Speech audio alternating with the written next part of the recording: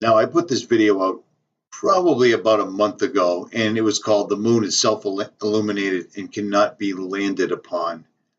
And the reason I showed this video is because it brought a guy to the surface called 𝗦𝗵𝗿𝗱, a YouTube channel that no longer makes videos, but still has a vast, vast collection of videos that he did. And in some of his videos, what he did is he talked to the people that are actually the managers at NASA of the Hubble telescope, as well as the SOFIA telescope, which is a telescope that is on a 767, I believe. It's a big, specially outfitted Boeing that has a telescope on it. And what we basically proved was Hubble isn't real in any way at all. The SOFIA telescope is what they use to show us everything that they claim the Hubble gives us. Okay? Everything that we see is not what it appears. This is a picture, this is a video of the moon I took in my own backyard with a Nikon. If this thing was 250,000 miles away, how the hell can I zoom in on it so far? Do you see what I'm saying? The moon is drastically smaller than the planet Earth by a lot. Now, I know there's going to be all the NASA fanboys that yell and scream and leave comments, because you do, and I don't care.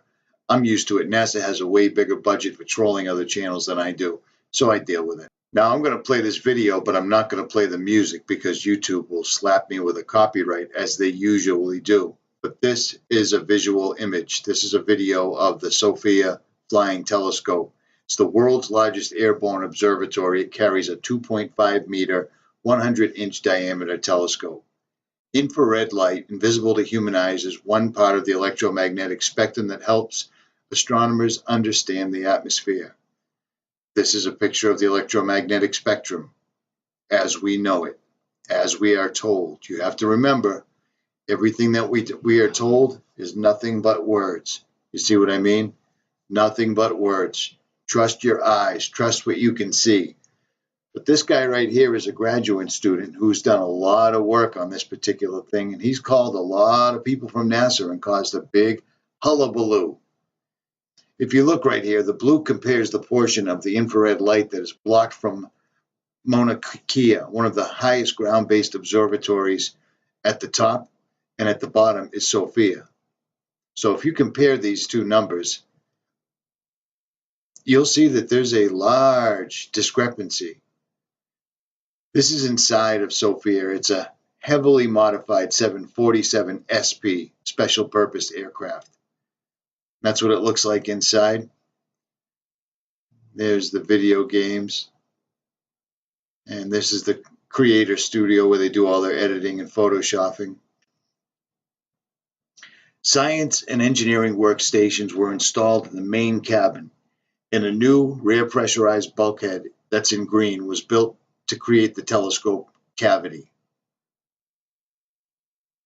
That's the lens of the scope. SOFIA's telescope assembly was built by the program's German partners. You gotta love those Germans. Ask the Bush family. Ask Prescott Bush. The cavity door is open at altitude, and the telescope observes exposed to the stratosphere. SOFIA observes at night, but is seen here during a daytime test flight in 2009. SOFIA flew for the first time after modifications on April 26, 2007. The first light flight was on the night of May 25, 2010. This is Jupiter. This is Jupiter in infrared, taken during the first flight. I've seen the same thing with astronomical binoculars. And this is 3 SOFIA Jupiter images right here. Composed using images, I can't see that word, Europa, Ganymede, Jupiter, taken during the first flight. These images demonstrate the observatory's stability. It's amazing. This is a composite SOFIA infrared image of Jupiter's 3rd moons. Composite image of the center of galaxy Messier 82, right there. Even bigger, even bigger. These demonstrate SOFIA's ability to see through the dust and the entire atmosphere enveloping the Earth. So what he's really demonstrating in this video right here is how is it that Sophia can get the exact identical same pictures as Hubble, even though Hubble is allegedly in outer space, and Sophia is in very low Earth orbit with an enormous atmosphere of chemtrails and dust and dirt and space particles and all this other stuff. Yet, when he called NASA comparing side-by-side pictures of the Arctic and outer space, they didn't have answers. And as a matter of fact, Hubble's manager, the guy in charge of the Hubble Space Telescope, had never seen Hubble in his entire life. So he didn't even know if he was actually in charge of something that didn't even exist. This is the Orion Star Formation Complex that was discovered by Sophia's chief science advisor and others in 1967. Detailed structures are revealed in the clouds of star-forming material, as well as heat radiating from newborn stars. The next slide compares the regions of Orion in visible light. Trapezium, 𝗵𝗍𝗱 region, 𝗵𝗍𝗱 region, trapezium. You guys following? You following? You following? Long story short, Sophia is Hubble, and that's all there is to it. Sophia takes pictures of outer space better than Hubble can, or at least exactly as well as Hubble can, which makes zero sense because Hubble is allegedly traversing the universe, and this is an airplane with a telescope on it. You see what I mean? I think they decided they might as well bring it out right now because who cares? Nobody's paying attention anyways. They've given them enough fluoride, enough medication, enough vaccines that nobody's even paying attention.